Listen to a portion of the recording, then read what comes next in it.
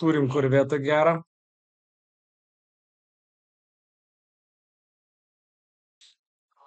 25 metų mažai daužtas. Kur įsivažiuoja, labai mažas remontas. Detalėm 5 štukos, darbam 2 štukos. Aš manau, kad verta tokį žiūrėti, kas ieško pavasarį išvažiuoti su, nebūtinai pavasarį, dabar Ispanijai gali važinėti.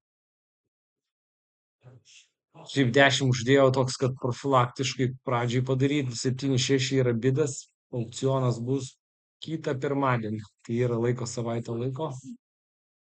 Rinkoje 80, tikėtina pardavimų kaina 40 tūkstančių dolerių. Tiek reik dėti ant stalo, kad į ją pretenduotų. Tai žodžiu būtų KEM 4 plus PVM plus remontas. Jeigu laimim už 40, Lietuvoje, Klaipėdoje.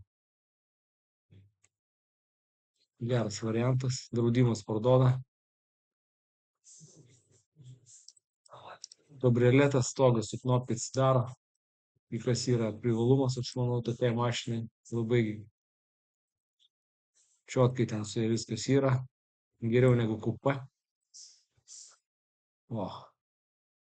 Check engine dega, bet greičiausiai koks nors bus laidas ar kas nors. Nukapotas variklis dirbo gražiai.